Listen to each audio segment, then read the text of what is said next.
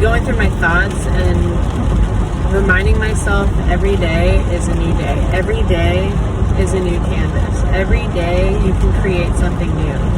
I feel like I was stuck in a rut for the first 7 months of my daughter's life. It was a really hard transition for me. I feel that's very similar for most new moms, that you have to stop and slow down because this is a brand new thing in your life, brand new chapter that you're learning how to coexist with, for one, and care for.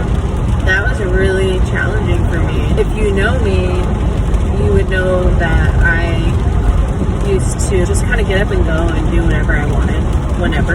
Don't get me wrong, I prayed for my baby. I really wanted to have my baby. It was really challenging. You don't know until you're in it. I got really down, and even though I was creating, even though my daughter was my creation, it was really hard to see it like that for a long time. And I had a lot of postpartum anxiety. I wasn't sleeping well.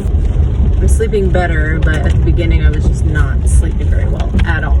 Sleeping better, I'm making time for myself, and I'm enjoying my time with my daughter a lot more. The more mobile that my daughter gets, it gets a little bit easier as well in certain ways. There are some ways that it gets harder, but I feel like when they say it gets easier, they mean you adapt. You start to adapt more. That is what I find, at least from my experience. And so that's a whole other topic. But so yeah, just a lot of adapting and getting used to things, and I wasn't creating anything within myself.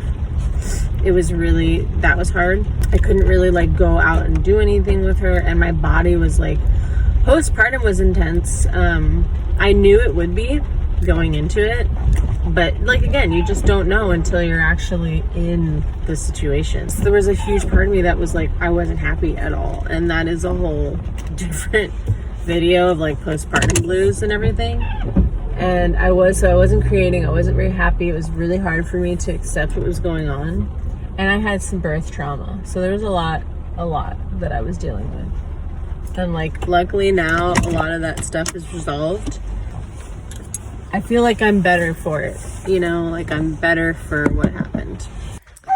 If you're still watching, in conclusion with that last clip, I feel like once I learned that this is common, it really did help kind of settle some peace of mind and know that I can reach out to people who want to help me.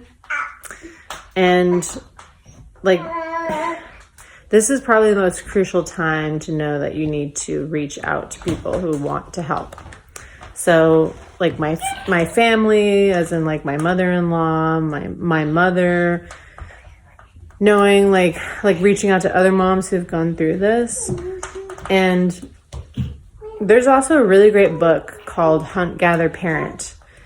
I forgot who the author is, but I will link that down in the description. And I read that book, and it's basically about the separation of the families. And I'm still I'm with my husband, my daughter's father, and there is the three of us, and I'm the stay-at-home mother basically at this point. And my husband works; he's the full-on provider. And this book goes into how we as a society have kind of gone on this trend of not holding our families super close knit.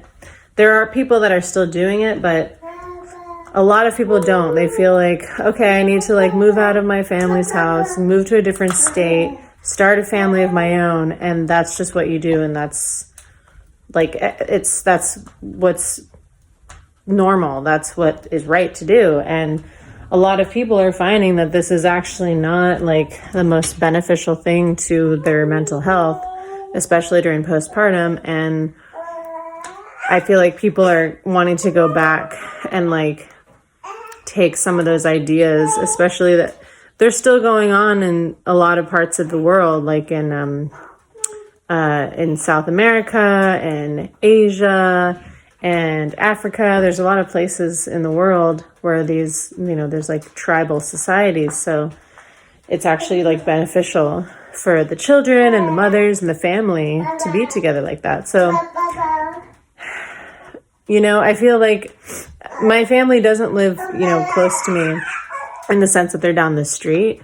And I feel like if that was the case, maybe things would be better. And if you can set yourself up, like if you're someone watching this before you have a kid, if you can set yourself up to where you can have somebody close to you that is willing to come by and like hang out with you and check on you and help you out with stuff, you're setting yourself up better for success. So I really hope this helped anyone who's feeling the same way, that maybe, like, oh, is this normal? And it's common. It shouldn't be normalized, in my opinion. So, take the time to set yourself up for success. And if you're a mom like me, where you're already in this situation, you should, I feel, give yourself some grace and like take the time where you can to give back to yourself. And I know we're all doing the best we can, but that's just my opinion. Thanks so much for watching to the end, and I'll see you in the next video.